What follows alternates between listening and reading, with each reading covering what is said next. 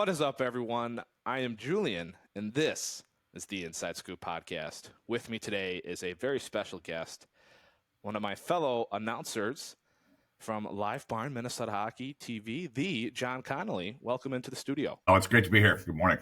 Yeah.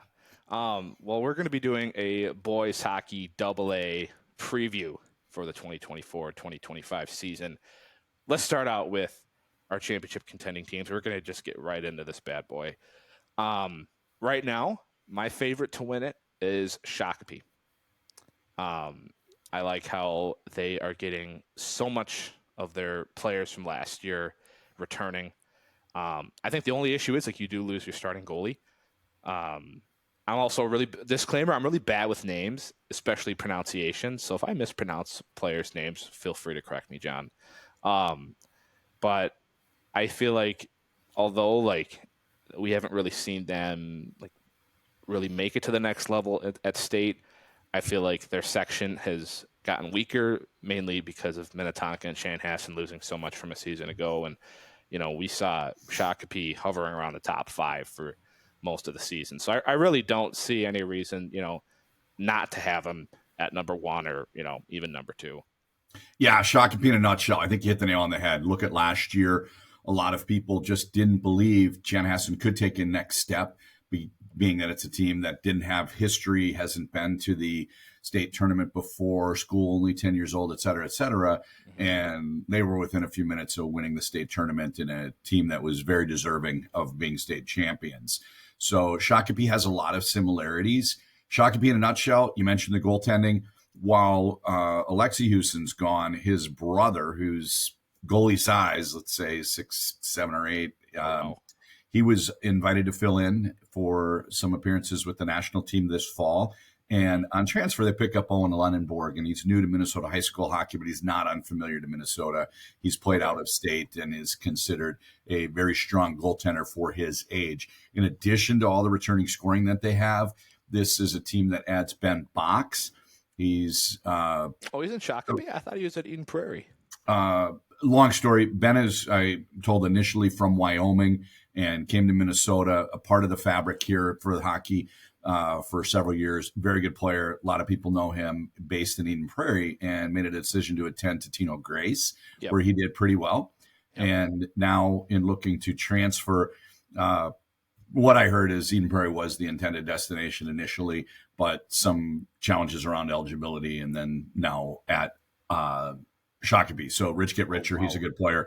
And very familiar name. Watson Gesso played heavy minutes last year on Chanhassen's blue line, top 6 defenseman. He graduates. But he had a younger brother a couple years ago when Tristan and Colton, when one was 11th grade at Chanhassen, he played against his brother 9th grade at Chaska, who was a very good player for Chaska High, and then spent 10th grade year playing Sioux Falls Power midget hockey. And he has made a decision to attend 11th grade at Shakopee. Super high hockey IQ. So you add Box, Watson Gesso, and Lunenborg to a team that returns players like Siegert, Simpson, Steinhoff, Nate Peterson, right? Nate Peterson. It's a long list, right? So with or without Simpson, and we all thought he would play junior hockey last year. He signed a tender with the USHL team. With or without Simpson, Shakopee is my number 1 in the preseason rankings. So I agree with you, and I know I expect pushback for, Edina won state tournament. Edina returns 39% of their goals from last year, heavily hit by graduation. Joey Bertram was a wall in goal. I thought the best defenseman in the state last year was Dexheimer, and then up front losing players like Cowan, who's doing very well in the USHL, Flaherty, and Nevers, and the twin Halverson. That's 4 big losses at forward. So, Edina's got a lot back. They won the state Bantam tournament 2 years ago. They have a lot of players that played heavy minutes, sophomores last year. But for number 1 preseason rank, which means nothing, by the way, I think it's the controversy it stirs up when you make a prediction. I had Shakopee number 1. I had Edina number 3. I think Shakopee's got the best crop of forwards in high school hockey this year. So segue Who's got the best crop of defense? Oh. I mean, I'm a little biased just because they're regional to me. I mean, there's a few ways I can go. I'm a fan of Rogers. yeah. So ding, ding, ding. So Rogers, I've got them number 2, certainly in the mix for the state tournament. Gertis is a player that attracted a ton of attention Mhm. at Upper Midwest High School Elite League. He had a real good run, played against the national team in those two games, showed up on the NHL Central Scouting watch list, college committed to Western Michigan. Jackson Smith Connect was on the Yep. NHL Central Scouting watch list last year. He's committed, very tall defenseman to Colorado College. Yep. They also have a player that was on the Elite League All-Star team, Adam Hauser's son. And they also have Kurtz. Don't be surprised if he is a college committed player by the end of the season. Mhm. And oh, by the way, a transfer. This is kind of obscure transfer from Gentry, not this year, a year ago. He had to sit out a season of varsity play on Oh, transfer, played junior varsity. His name is Blake Sinclair, and he went to USA Hockey's national camp for his age group. So Natty Camp is, that's the top tier, the top 1% of hockey players in Minnesota. So I just named 5, yep. and I just don't see anyone that has the top end with the D1 commits and the depth of Rogers. So Shakopee best forwards, Rogers best defense. I think they've got them, 1, 2, and then Edina defending state champs with a lot of real good players coming back. So Yeah. I think those 3 start my talk for state title contenders when you look at who's going to win state. Yeah. I think it's interesting, like Shakopee and Rogers. I mean, Rogers is similar to Shakopee, right? Like they just really haven't won anything. They've had one of the best rosters, I would say, in high school hockey over the past couple of years, but they just haven't been able to make it out of their section. I mean, granted, Maple Grove has had good teams. Centennial last year made it out, and I actually got the beauty to call Centennial and Rogers in their That was the semifinal Easton game. Cody game, right? Yep. 50 saves. Yeah. Yeah, So Easton Cody. I mean, he'll be one of the better goalies, I think, in Double A this year. absolutely. Absolutely. He had a very impressive outing. I do remember, I think once Centennial kind of, I don't know if you watch that game or highlights, but from what I remember calling that game was, I think Centennial kind of got up early, and Rogers, as good as they are, they put so many like just easy shots on net. Like they really weren't setting up. Like they were just kind of giving out wrist shots. And my point is with this is like, it was just a tough game for Rogers. And I think you're not going to win a semifinal game, even if you run into a hot goaltender where even if you put 50 shots on net, if you're putting, easy shots, easy wristers, not setting up a play, it's very easy for Cody to make those saves. But Yeah. I So you think, mentioned Rogers being a team that's been a disappointment. There was real tease, head faked last 2 years. This is it. This is it. These guys are great. And in neither year did they reach a state tournament. So that's still a hill for them to climb. But similarly to Chanhassen, I don't think the kids really care. They know that this is a group that's primed and ready. They start the season as favorites in Section 5 and should do real well. Oh, by the way, they did lose one player signed to USHL tender, and it's Cole Bumgarner, yeah, I saw they who lost him. was 8th grade varsity Shakopee. We had them both number 1. 9th grade varsity, Benilde St. Margaret's. I think they're going to be pretty good this year. And in 10th grade, 11th grade varsity was at Rogers. So, no, am I doing those grades wrong? 8th, 9th, 10th. He's in 11th grade now, so 10th grade Rogers. And Cole recently had his first goal in the USHL with Fargo, so he's doing well where he is. That's good. Yeah, I know he was on their team and he made a pretty big impact for them. A tough loss for the Royals. I kind of want to move down now to like not the inner city, near the inner city. What are your thoughts on the big old rivalry of STA and CDH? I mean, Cretan, they had a great run in the state tournament last year. I think they were 3rd place champs, and they are such a young team. Like you have, I think 7 of their top 10 like point scorers, point getters, however you want to call it, return. All very talented. You get your primary goalie returns as well. But I feel like they're such a young team still. And I think that's just what makes it interesting is like, okay, like, are they actually good and they just made a run like last year? Because sometimes teams will do that to you. Or it's like, okay, are they actually good? And now they bring back all this experience. And they're ready to rock and compete in Section 3 AA this season. Yeah, so if I can just take a little bit of a step back and get a Yeah. bigger theme here. You mentioned Creighton and St. Thomas. Let me throw Hill Murray into the mix because when I look at the teams this year, last year, if you use which I think is a good neutral arbiter, if you use Lee Pag and Kopp's PS2 computer ranking, the top 6 teams came from 2 sections, sections 2 and section 6, and of those 4 were like conference teams. So we didn't have a lot of spread of the top teams. We have the top teams spread out across more conferences. Last year, using PS2, 4 of the top 6 teams were Lake, and all of those were in sections 2 and 6. This year, not the case. So when I see Creighton-Durham Hall in the same section as St. Thomas, and St. Thomas in the same conference as Hill Murray, looking across to the east side, St. Paul Catholic Schools, I have all 3 of them being in my top 7 preseason. I think it's a great storyline, great rivalry. It's not great if you like seeing public schools across all the different communities that have strong high school hockey. Worth discussing in any high school podcast that the Strong Youth Association right now is Woodbury, and Woodbury feeds multiple public high schools and loses a lot of kids from the association to these private schools. But if you love going to the best high school games, boy, anytime you see Creighton, Hill Murray, or St. Thomas with a quality opponent this year, you're going to have an outstanding hockey game because I think all 3 are great teams. Specifically, Creighton 4 Division I commits on that team. Charlton small, Dodig's big. They've got a lot to like and should be a very good team. Goaltender's from Wisconsin. He played Team Wisconsin in the Upper Midwest High School Elite League. I believe he's from Hudson, and he had them in the state tournament last year. Of my top 15 teams, only them and Edina were in the state tournament, so we should see quite a few turnover from last year. Hill Murray picks up Shattuck goaltender Grayson Hanji on transfer. They'll be nails in goal. They've got great players across the blue line. Greeter, Cottingham, Lang. They've been there a long time. This is third-year varsity for all 3.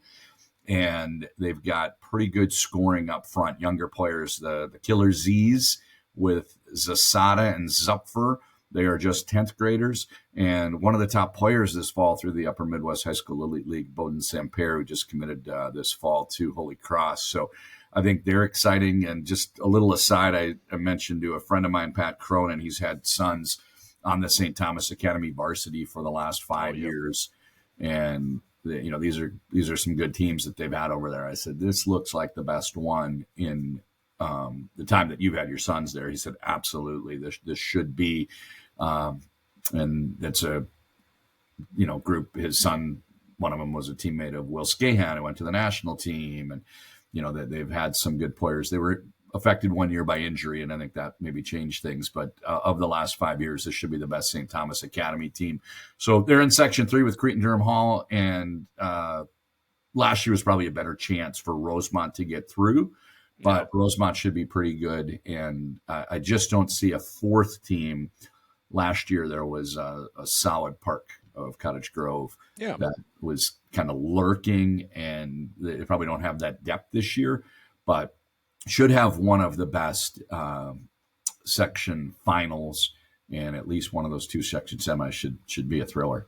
Yeah, I'm excited to see, and I mean, again, there's just like the rivalry of St. Thomas Academy and Creighton-Durham Hall, and I think they're going to be the 2 favorites who do meet in the section final. And it's tough, right? It'd be tough to like bet against either of those teams or really bet for it. Like, I think one of those 2 teams will make the state tournament. I don't really know which one because I mean, I know for a while since because Creighton, I want to say they were originally in 6 AA, like with Edina and Benilde, but since moving to 3, they have been successful. And we have not seen St. Thomas Academy in the state tournament in a while, which is unusual. Like, when I think of St. Thomas Academy hockey, like, I love going back to this, like, more like guys who are my age. Like, I think of like the Kirsty brothers who were at STA, and like I think you had Ray and Rob Kirsty, I want to say, were like named players. Yep. Who now I know Ray is at University of St. Thomas, kind of buried on like their 4th line. Um, but St. Thomas Academy, like, and then when they were in single A, of course, I mean, they were a team who was always competitive. I do think this is one of the better STA teams we've seen in a while, like you said. I'm really excited to see who comes out of there. I think between CDH and STA, whoever does make it out of that section come February, I think whichever team makes it will be immediately one of the favorites to win the state tournament, I think. Um, Yeah. I yeah. Oh, Let me just add to that. yeah. I think Rosemont's a little more in the mix, and I wouldn't be surprised to see Rosemont strong. There's some real good players over there, and they're probably.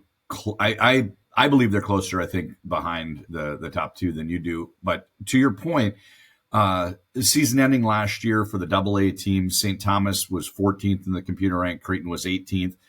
They return 72.4% of their scoring for Creighton, 73.7 for St. Thomas. So they return roughly the same amount of goals from last year. Creighton's got a very good goalie that was in the Upper Midwest High School Elite League, Owen Nelson. And then when you get St. Thomas, Cody Nyson might even be in the mix to get a Brimstick Awards. They sound pretty similar. I rank Creighton a little ahead of St. Thomas. I had Creighton 5, St. Thomas 7. But the big X factor here is Jackson Rude, one of the state's top scorers. He's got over 150 points in 3 years. He's been an outstanding player for Park Cottage Grove, freshman, sophomore, junior year. And, oh, by the way, he's now a cadet. So St. Thomas will really get some help there. Big, strong forward, Will Dozian. There's enough out there where they've got scoring, they've got defenders, Patrick Cronin, and some others as well, Tommy Kurtz. So it's going to be a fun year, and as you mentioned, a real fun rivalry because it all points to Section 3 being exciting at the end. Mm-hmm. I want to go now back out to the western suburbs. I'm curious. I saw a tweet about Mason Moe this morning. Because I know he was on Eden Prairie or transferred to Eden Prairie. He's an Eden Prairie high school player. He's been playing this fall in the Upper Midwest, he skipped the Upper Midwest High School Elite League to play in the USHL for the second year in a row.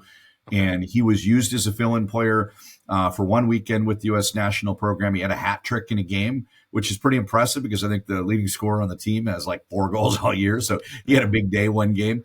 And the tweet you saw, I had gotten a text, I think yesterday, the day before, from someone.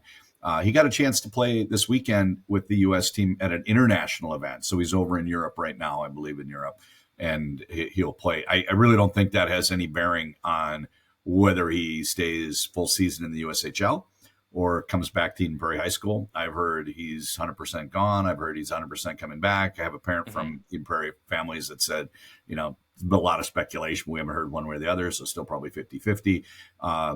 And somewhere along the last couple of weeks, he was the first commitment to the University of Minnesota. First commitment Bob Motzko landed in 240 days. It'd been a long time since they'd announced anyone. So 240 days went by since the last commitment.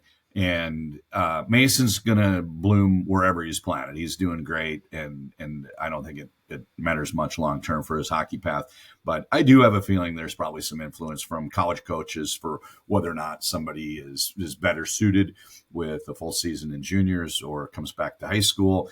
And I concur with everybody else in Minnesota. We'd like to see him play high school. It'd be, much better. I think Eden Prairie's a strong team with him. And 2.5 months probably doesn't really change long-term what happens to somebody's hockey future as long as they don't get hurt in those 2.5 months. Right. I'm always biased for high school hockey. Like, I always feel like if you're a player, you should not skip, a year or two in high school and move up to juniors. Like, I feel like you should try to enjoy it, especially since Eden Prairie, I mean, with him, again, in Section 2 AA, there's Minnetonka. Shakopee's the clear favorite. Even with Mo, I'm not sure if the Eagles are making the state tournament, but at least it would be, I think, a little bit more competitive with him. You'll throw a scare in you in the section game, so I agree. One of the things that was writing on the wall last year as we watched the season play out is Section 2 so strong, so strong, so strong, and then one day it hit me like none of these teams are going to have much coming back. Wayzata was very reliant on seniors. They only have 16% of their goals back from last year. You mentioned Eden Prairie, that they have 61% back, but it's kind of always been known that Mason Moe may not come back. He's played 2 years of high school varsity hockey, and I think having kids that play, ninth grade hockey makes it less likely they're going to play 12th grade hockey, and it's understandable. There aren't many things in life, in your early life, where you do the same thing for 4 years. So we'll see. I have not heard one way or the other. They have another player that is playing junior hockey. Outstanding defenseman Coring is with Muskegon, and he is also doing well. So it's much better team if they have them both. But even without the two, Eden Prairie's for the second year in a row going to be a lot better than I thought they were. I was kind of surprised last year. They finished with a computer ranking of 6. They were competitive all year long. They had close losses to all the top teams, and they even had a couple high, wins. So anyway, if they don't get Mo, they only return 40% of their scoring. So you can see what a big difference that makes. Yeah, he's an X factor, I think, for the Eagles. But again, I think with or without him, like you said, it could be a section scare for sure. I don't think they beat Shakopee. I think they're kind of going to be the clear favorite in that section. For 6AA, I think it's interesting because like Edina and Wayzata lose a lot. And then you have, Benilde St. Margaret's, a team that's solid. However, they just really haven't been able to get over the hump, and they have not been able to beat Edina, it seems.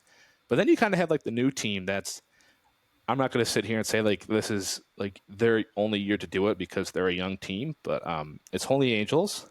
And I'm really excited to see, because I remember I saw your rankings and you had Holy Angels pretty high, and I was like, well, they're going to have one of the top lines in the state with Lechner, Ayers Assad, and Cheeseman. But then I was like, well, like I haven't really been super impressed with their depth. But then I realized, like, oh, a lot of those guys were young, and then they returned their starting goaltender as well. And Lechner, I think, will honestly be one of the best players in the whole state. He was last year. Yeah, he was last year, and he'll do it again this year, especially, with his supporting cast. I think Holy Angels, part of me is rooting for them because, we're always seeing Edina or Wayzata seemingly like coming out of this section. Benilde has had their chances, but it's tough to really expect them to do a whole lot again. Like, I don't really see them having anything special this year. I think it's Holy Angels, if they're going to do it, I think under the leadership of Lechner, they might be able to do it this year. And I think if they do so, it would be really cool to see them play at the X.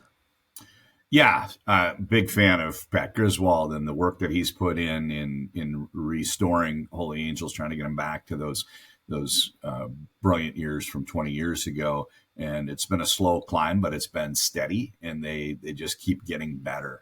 So let's start section 6, little injury report. Cole Cheeseman played on Holy Angels top line last year. He's expected to return optimistically December, but certainly expected back by January. So how they start probably isn't how they finish. Let's hope Cole has a full recovery. And Benilde St. Margaret's dealt a little scare. Their college committed player that really has been impressive.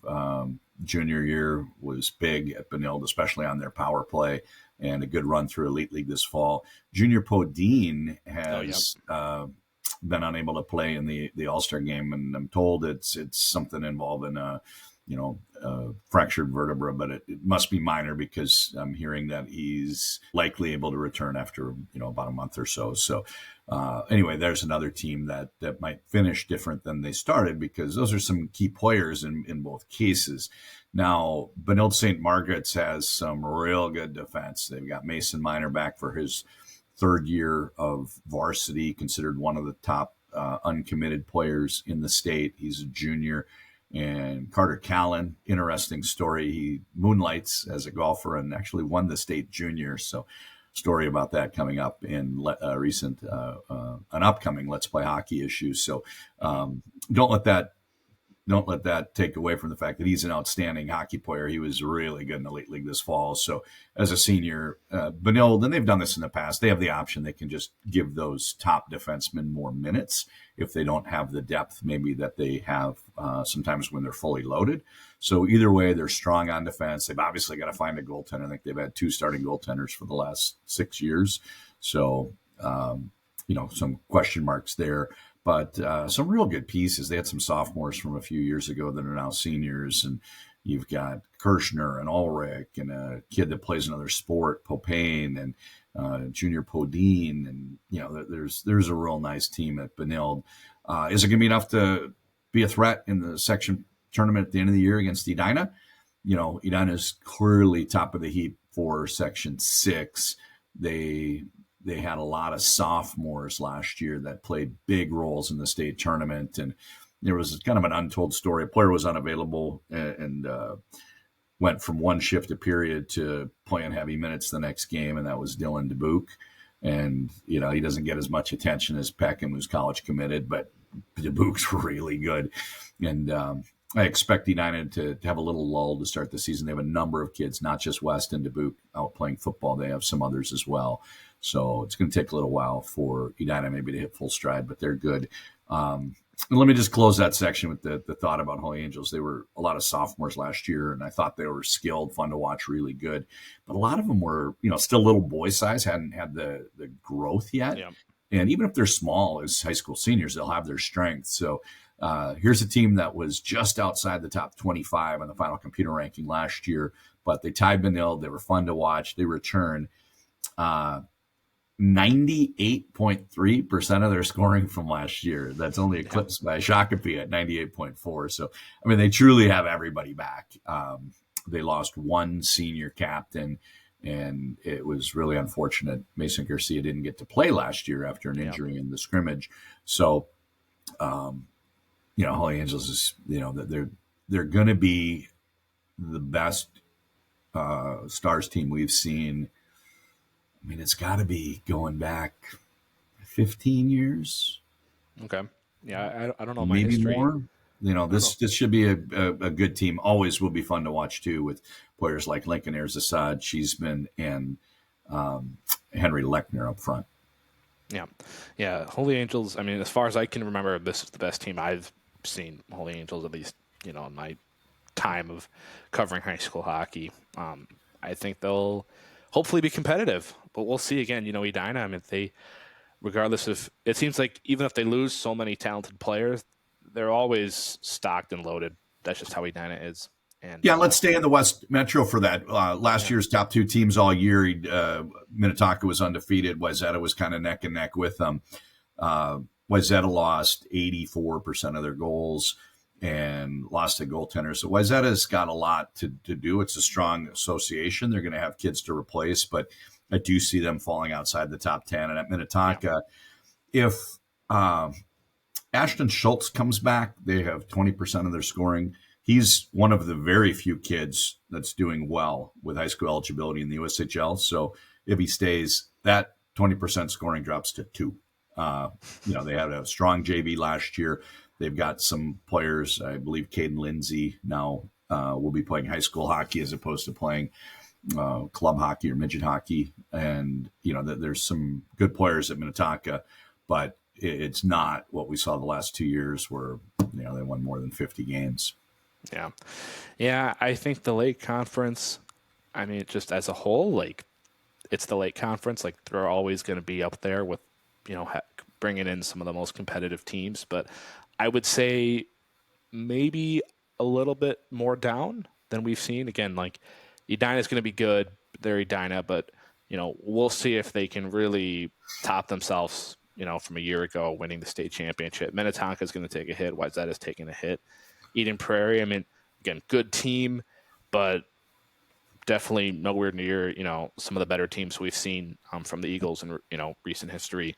And then, of course, the Buffalo, the St. Michael Albertville, the Hopkins, we're not really going to see a ton of competition from those programs. Even though Buffalo last year, I know they didn't have a ton of wins, but they actually had some pretty close games against some of their Lake Conference opponents. I know I think it was like Minnetonka. They were within just a few goals of them. I want to say Edina only beat Buffalo by one once last year. I mean, But Buffalo. Buffalo had Varney in goal and was Yeah. competitive throughout, and we knew all year long Section 8 was wide open because Moorhead was not playing well, Hmm. and they were certainly almost as probably as likely to go to the state tournament as Elk River, who got there out of Section 8.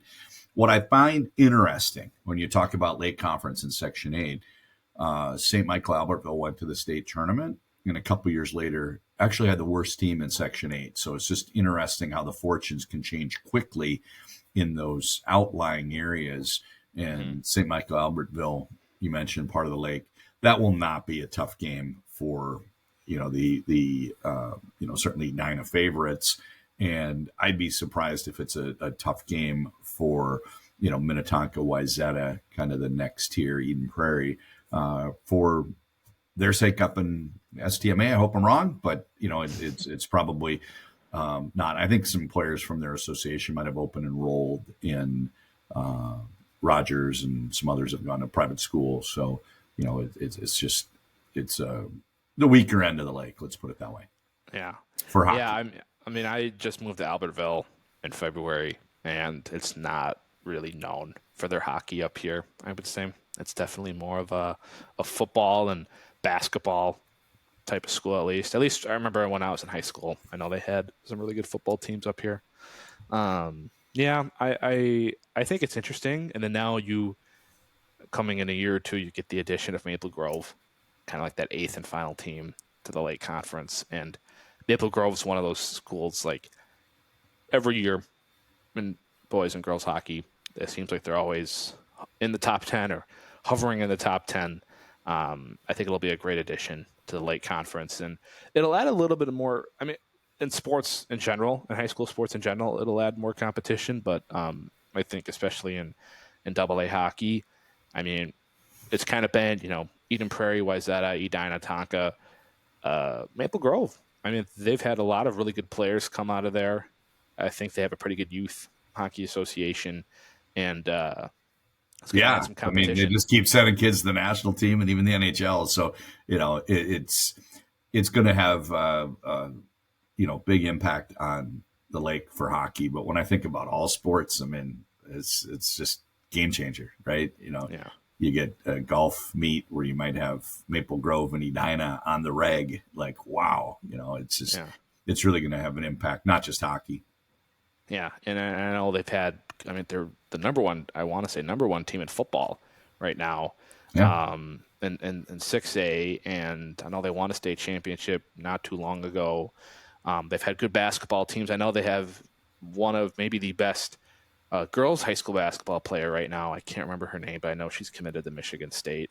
Not Madden Greenway. I know she's kind of the big name in girls high school basketball She's in still at Minnesota. Providence. Is that She's Providence? still in Providence. She's a junior. I was really upset last year because I cover like basketball for us too, and there was a game. I think they played Breck, and Breck girls are not very good. But we announced their games, and there was like I think a typo on the sheet, and it said Providence Academy, and I took it. I was like, oh my goodness! Like even though this is going to be a blowout, it would be so awesome to call a game with Madden Greenway, and they had a couple other really good players too. They might have graduated, but it's crazy to think that like she's still only a junior. Yeah. Like she still has 2 more years of high school basketball to go. But back to the Lake Conference in Maple Grove, they've got one girl who's super good. Um, so they are just a school that seems like they always produce a lot of good athletes down there for me. So really interesting, and I want to kind of now I want to shift into like some Mr. Hockey candidates, but I first want to talk about the north of Moorhead because they are. I know they didn't play super well last year, but they bring back a lot of talent, and I think they're going to immediately be the favorite to win 8AA. I know Rozo's going to be in the conversation, but the Rams just haven't really been able to, again, win those uphill battles. I think like Moorhead, I always think is interesting. They're a team that seems like they're always in the state tournament, but then they're in a first round exit almost every year. This year, like, although we have teams like CDH or STA is really good, and then Shakopee might be in there. We'll probably maybe see a Rogers, possibly Holy Angels or Edina. I think Moorhead, this is the best chance yet they have to not only win a quarterfinal game in the state tournament, but possibly make a big run. I'd be curious to hear your thoughts on Moorhead. Yeah, Moorhead's going to be a lot better. Moorhead is a program and a community that in the last 3 years has won the state Bantam tournament, lost it in double overtime in the championship game, and then won last year. So those kids are now 10th, 11th, and 12th graders. One X factor for 3 years in a row, they've sent one player to the national program. Lorilla is out of the national program now and playing his 12th grade year for a USHL team and is one of the top players in the USHL. The next year, Lindborg, he's in his second year with the national program, and now Wyatt Cullen is in his first year. So if somebody says, hey, why isn't Moorhead winning every time? That's why. You saw it with Maple Grove when you lose your top kid year after year after year after year. And oh, by the way, Maple Grove lost Logan Lutner this year. It's something that really makes it hard to hit those highest levels. But to your point, they've got a lot back. They were disappointing last year. There's no way to sugarcoat it. That was a team that did not reach the expectations. And the nature of me and probably a lot of other fans is if you're seeing one of these teams, pick any one of them, you're probably going to see them playing another good team. And that's totally different, right? The kids don't get as many points against the other good teams, and you may not be able to get your game. And it's a whole lot different when you see Holy Family in the league against Hutchinson or Litchfield, Dassel, Cokato, and then you hear they're pretty good, and you go to see them play their one game against Edina or whoever Benil that's on their schedule. It's tough. So Moorhead was disappointing last year. Their final computer rank was 17th. They did not make the state tournament, but they returned 94% of their scoring. They have some elite level kids. Tyden Bergeson's a great player. Zach Zimmerman's a great player. They've got very, very much improved. Brooks Cullens, a senior. So there's 4 Cullens that grew up together playing, peewees and bantams together. 2 sets of 2 brothers, and this is the older, and it's the son of Matt Cullen. And Brooks looked really good this fall. One player I did not see this fall is Mason Kraft. He was playing junior hockey. I think he's expected back. So you put it all together. There's a lot there. There should be 2 of the Cullens on varsity in 10th grade. And I do think that they're overwhelming favorite for Section 8 this year because we don't see as much strength from Rosa like we have in the past. Their low enrollment, it comes and goes, but they're probably going to have trouble with Moorhead if Moorhead plays well. So I really like Moorhead out of Section 8. Now, how they fare when they play the top teams, we're going to find out real soon. They always have just a nail schedule, and it's really awesome to see that they're willing to come to the Metro often, and then teams like Hill Murray go up there annually. So Moorhead definitely in the mix. Yeah, I always think it's kind of cool. I was looking at their schedule, and it's so awesome to see them playing a lot of the Metro teams. They're not sticking to just, Brainerd or a lot of like those Northwestern teams who are still good. But again, the real competition is down here in the Twin Cities. I also think it was an interesting stat. I'm not incredibly sure how many years it was, but so Moorhead lost in the semifinals last year. That was the first time in, I want to say, 20 years or so that Moorhead either didn't reach the state tournament or didn't reach the section final. First time ever. Was it the first time ever? First time.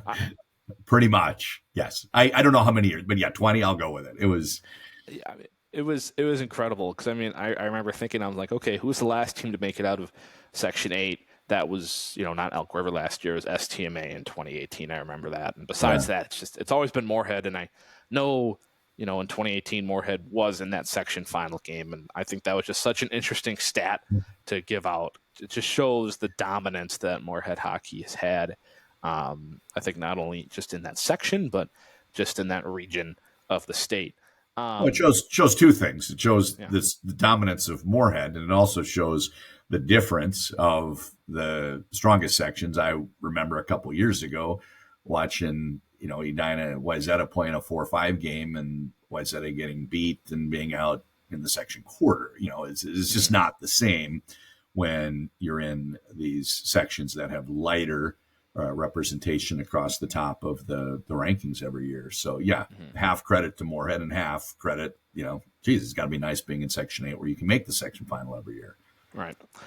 Well, we're gonna put a cap here, I think, on the sections before we get going. I know I only got about 10 minutes, but I've got some Mr. Hockey predictions for you. And one of them, I know you could talk for a long time. We've discussed this earlier. So here's my top 5 for Mr. Hockey, and this is again just covering Double A. There's John Hirschfeld out of St. Cloud Cathedral we could talk about, but we're mainly going to focus on Double A here. I've got Cooper Simpson, Henry Lechner, Ashton Schultz if he returns, Brent Solomon, and then I know we haven't really talked about him at Rogers. Mason Jensen, is he returning to Rogers?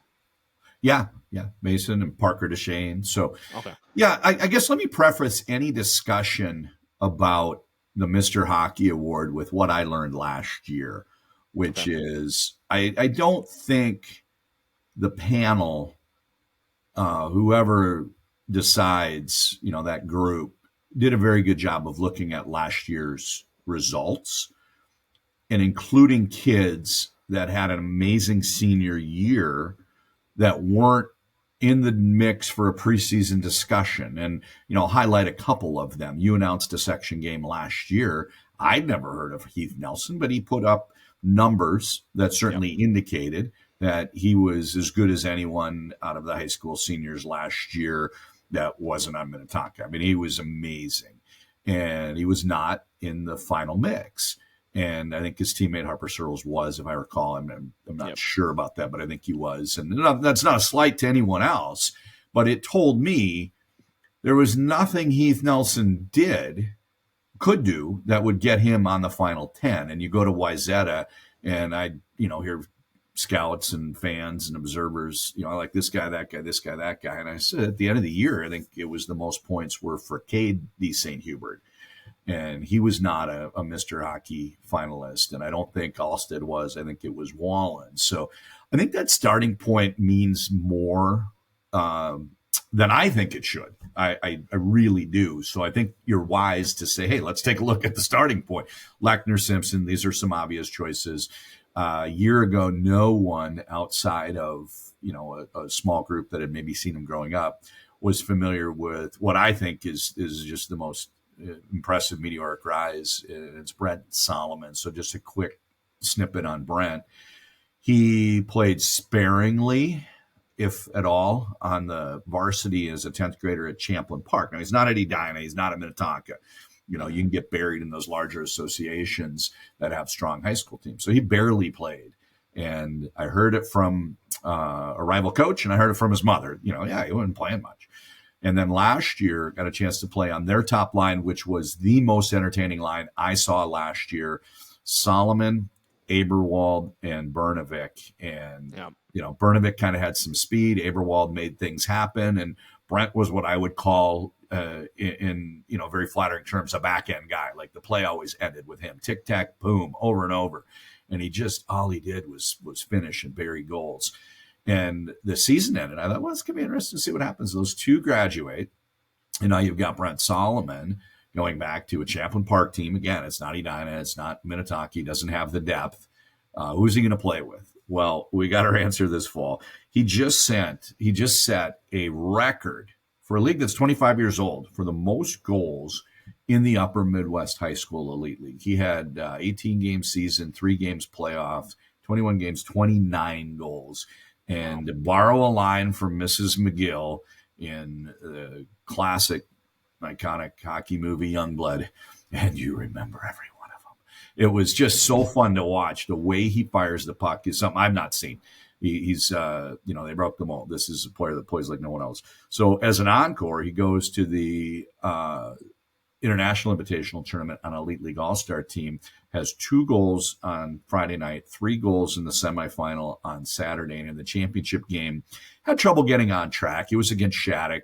This is a team that had 6 shutouts in 7 games, and they were really taking away space and preventing him from getting the puck in the attacking zone, and really did a good job stopping this Elite League All-Star team. And in the third period, they want to draw back to him. He fires it in top corner, and then in the overtime, he had a walk-off winner. So he finished with 2 goals there, 7 goals on the weekend. And again, a player not many people were familiar with a year ago, and now he's on the NHL Central Scouting Watch list. You've got every scout in the building. He's the best kid in the league. He's the best kid in the league. Now, what happens when he's got to go play a high school season? Champlain Park, probably middle of the pack in a very strong league. I think the Northwest Suburban's the strongest league this year as far as, real good depth with, 6, 7 good teams. So it's a tough schedule that he plays, and he's a matchup nightmare if he can get loose and get the puck. I have a rival coach said when we play him, never done this before, we might shadow him. I mean, that's what he's going to run into this year. So his numbers might be down during the season, but certainly a Mr. Hockey finalist. So, I think you've got a good list there. Could they consider defensemen? Gertis is going to put up a lot of points. It might be north of 50 points for Rogers. He skates like, an NHL Jared Spurgeon type defender, and he's got a lot of positive momentum coming into the season where people are watching him. So if you want to add a defenseman to the mix, I think there's a candidate. They will have a top team, as we've mentioned. Kind of a bit of an X factor here. Maybe Blake Vanek from Stillwater. Stillwater, this isn't TMZ. I'm not going to break the news, but Stillwater picking up, a November transfer. It's an impact player, just like, the D. St. Hubert's going to Wayzata, or Risto going to Edina, or I think the other one we've had recently, Sheets going to Minnetonka. Stillwater's going to be good. They're going to be a top 10 team. They've got a lot coming back. And does he carry the load scoring wise? If he does, there's a player he got to fill in with the U.S. national team this fall. I think I might add him to the mix. Sam Pear, Podine, we've mentioned them. And maybe the best player no one gets to see often. I know he's playing in the British Columbia Junior League now. I expect him to be back on a pretty solid Totino Grace team. I think that Trey Peck might somehow, eke in to be a finalist. Does he win the award? Probably not. But, I think that there's certainly a name worth mentioning because he's fun to watch. He just goes and makes something happen every time he's on the ice, every shift, every game. And certainly a lot of fun to watch. So who's not mentioned? I don't know that there is a senior from Edina, which is a lot of people's top pick as the defending champion. I don't know that they have anyone as a senior that could make that list. Their scoring up front might come from players like West and Vandertop and Freddie Schneider. I had one high school coach tell me, high school coach of a top 5 team, by the way, said, Edina's got the best player in the state. I said, who's that? He said, Freddie Schneider. I said, thanks, because every time I watch him, he was amazing this fall in the Elite League. So, not eligible as a non-senior. So I think you've got a good list there. And I do think it really matters where you start and have some momentum with people watching you because, as we saw with Heath Nelson last year, you can do everything and still not get some recognition. It's a short season, just 2 months, and it helps to start with some momentum coming into the season. Yeah. Well, we'll see. I mean, hopefully we're accurate, come February and March when, that time rolls around and we'll see who wins the award and, the top 10 finalists. That's all we really have time for, John. I just want to extend my thanks to you for coming on to the show and, giving the people your insight and knowledge about AA boys high school hockey. Well, thanks for having me on, Julian. Drop that puck. Yes. All right. I'm going to...